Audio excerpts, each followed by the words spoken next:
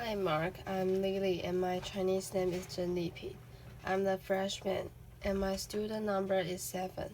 The title of the speech is A Doctor's Case for Medical Marijuana, and the speaker of the speech is David Casarett. I would like to tell you about the most embarrassing things that has ever happened to me in my years of working as a palliative care physician. This happened a couple of years ago. I was asked as a consultant to see a woman in her 70s, retired English professor who had pancreatic cancer. I was asked to see her because she had pain, nausea, vomiting. When I went to see her, we talked about those symptoms, and in the course of that consultation, she asked me whether I thought that medical marijuana might help her. I thought back to everything that I had learned in medical school about medical marijuana, which didn't take very long because I had learned absolutely nothing. And so I told her that as far as I knew, medical marijuana had no benefits whatsoever. And she smiled and nodded and reached into the handbag next to the bed and pulled out a stack of about a dozen randomized controlled trials showing that medical marijuana has benefits for symptoms like nausea and pain and anxiety. She handed me those articles and said, "Maybe you should read this before offering an option, Doctor." Laughter. So I did. That night, I read all of those articles and found a bunch more. When I came to see her the next morning, I'd had to admit that it looks like there is some evidence that marijuana can offer medical benefits, and I suggested that if she really was interested, she should try it. You know what she said? This 73-year-old retired English professor, she said, "I did try it about 6 months ago. It was amazing. I've been using it every day since. It's the best drug I've discovered. I don't know why it took me 70 years to discover this stuff. It's amazing." Laughter. That was the moment at which I realized I needed to learn something about medical marijuana because what I was prepared for in medical school bore no relationship to reality. So I started reading more articles. I started talking to researchers. I started talking to doctors, and most importantly, I started listening to patients. I ended up writing a book based on those conversations, and that book really revolved around three surprises. Surprises to me, anyway. One I already alluded to, that there really are some benefits to medical marijuana. Those benefits may not be as huge or as stunning as some of the most avid proponents of medical marijuana would have us believe, but they are real. Surprise number two. Medical marijuana does have some risks. Those risks may not be as huge and as scary as some of the opponents of medical marijuana would have us believe, but they are real risks nonetheless. But it was the third surprise that was most surprising, and that is that a lot of patients I talk with who have turned to medical marijuana for help weren't turning to medical marijuana because of its benefits or a balance of risk and benefits, or because they thought it was a wonder drug, but because it gave them control over their illness. It let them manage their health in a way that was productive and efficient and effective and comfortable for them. To show you what I mean, let me tell you about another patient, Robin. Robin was in her early 40s when I met her. She looked though like she was in her late 60s.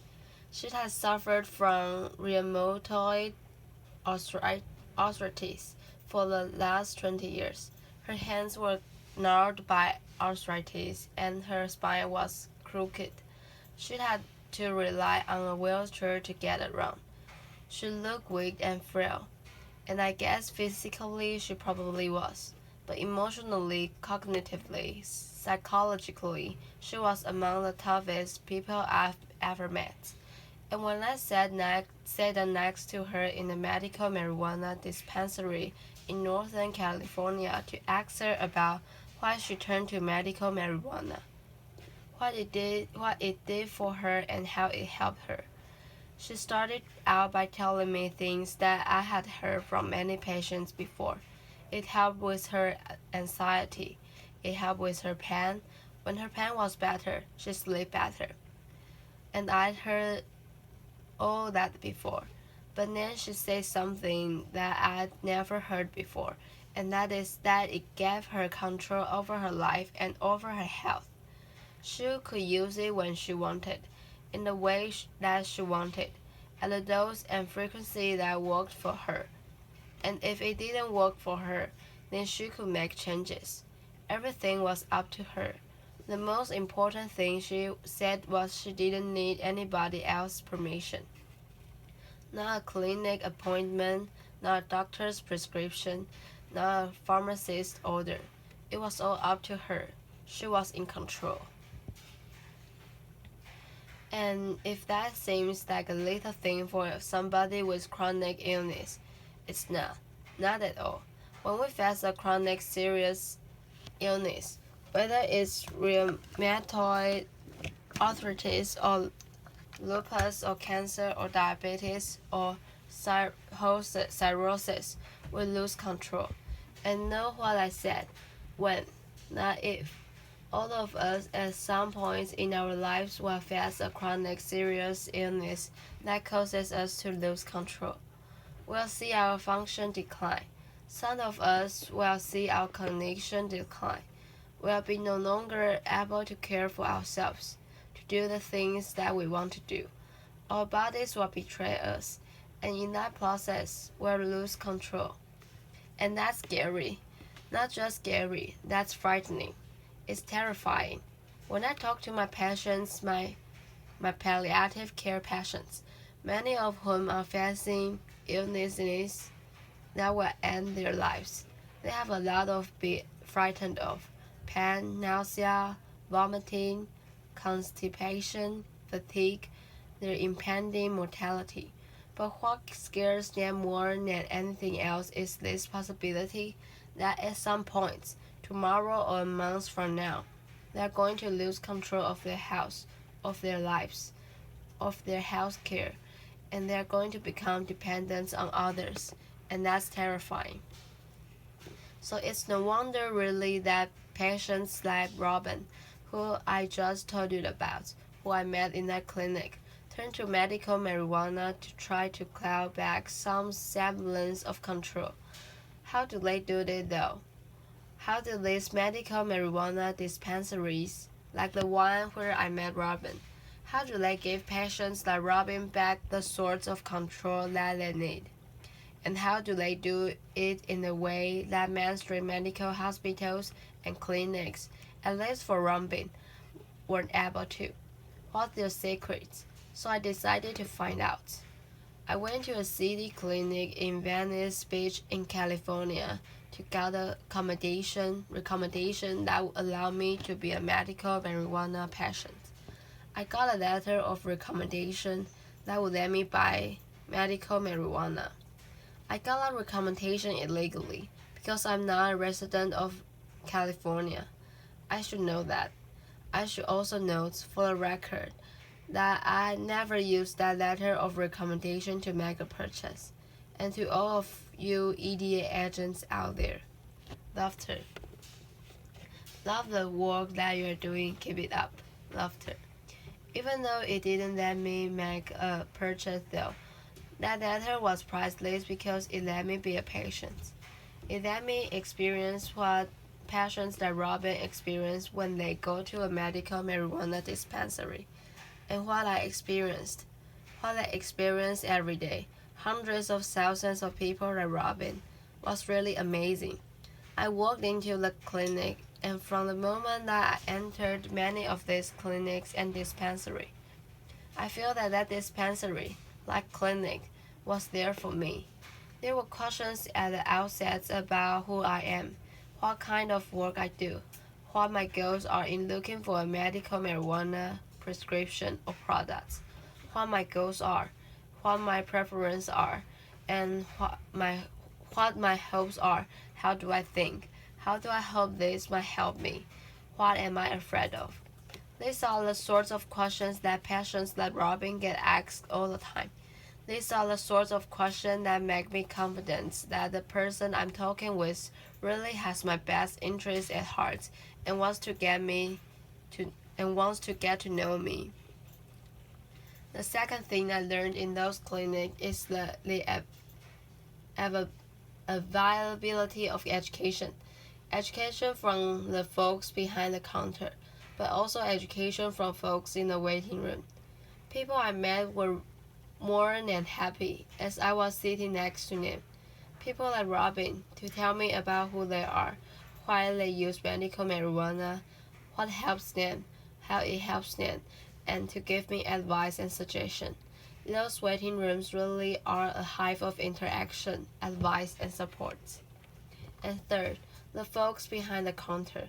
I was amazed at how willing those people were to spend sometimes an hour or more talking me through the nuance of this strength versus that strength, smoking versus vaporizing, edibles versus tincture.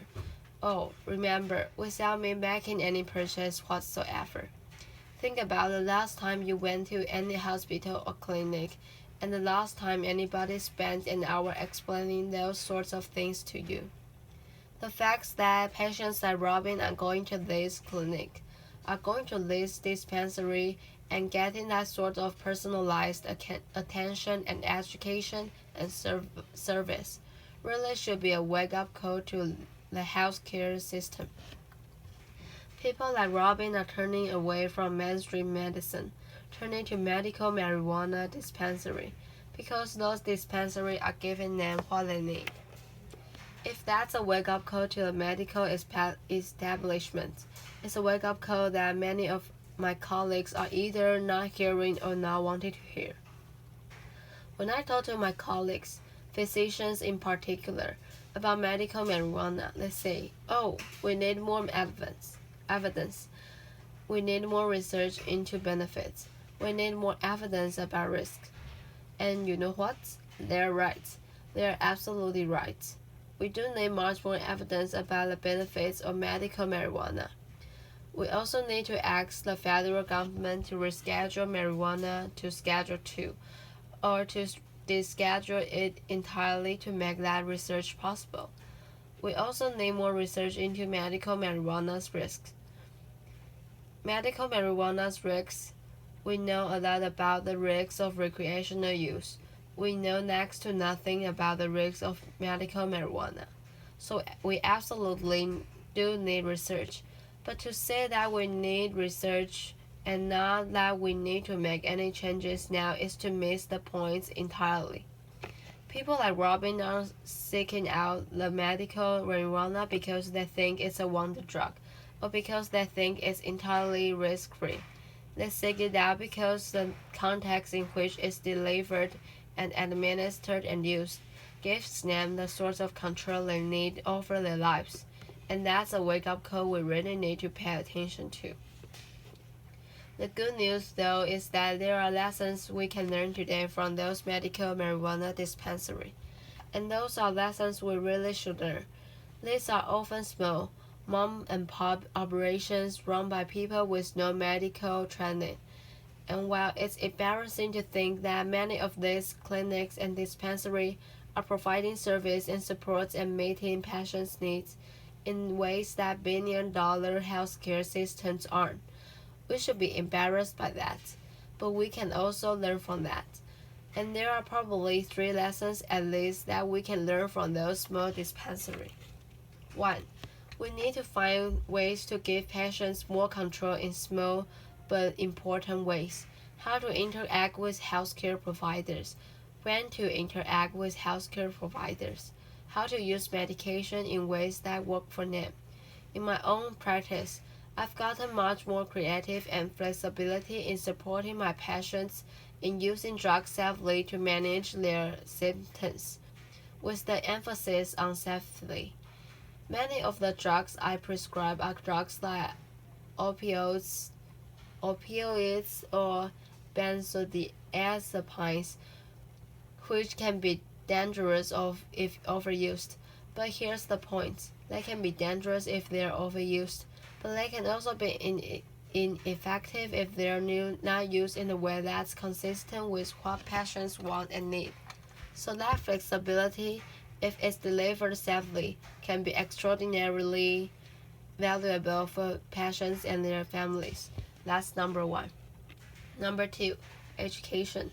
Huge opportunities to learn from some of the tricks of those medical marijuana dispensaries to provide more education that doesn't require a lot of physician time necessarily, or any physician time, but opportunities to learn about why medications we're using and why prognosis, trajectories of illness, and most importantly, opportunities for patients to learn from each other. How can we replicate that goes on in those clinic and medical dispensary waiting rooms? How patients learn from each other, how people share with each other. And last but not least, putting patients first the way those medical marijuana dispensaries do, making patients feel legitimately like what they want, what they need, is why, as healthcare providers, we're here. Asking patients about their hopes, their fears, their goals, and preferences. As a palliative care provider, I ask all my patients what they're hoping for and what they're afraid of. But here's the thing: patients shouldn't have to wait until they are chronically, seriously ill, over nearly end of life. They shouldn't have to wait until they're seeing a physician like me before somebody asks them, what are you hoping for? What are you afraid of? That should be backed into the way that healthcare is delivered. We can do this. We really can. Medical marijuana dispensaries and clinics all across the country are figuring this out. They're figuring this out in ways that larger, more mainstream health systems are years behind. But we can learn from them, and we have to learn from them. All we have to do is swallow our pride, put aside the thoughts of a minute that because we have lots of letters after our name, because we're experts, because we're chief medical officers of a large healthcare system, we know all there is to know about how to meet patients' needs. We need to swallow our pride. We need to go visit a few medical marijuana dispensaries. We need to figure out what they're doing. We need to figure out why so many patients like Robin are leaving our mainstream medical clinics and going to these medical marijuana dispensaries instead. We need to figure out what their tricks are, what their tools are, and we need to learn from them. If we do, and I think we can, and I absolutely think we have to, we can guarantee all of our patients will have a much better experience. Thank you. Applause.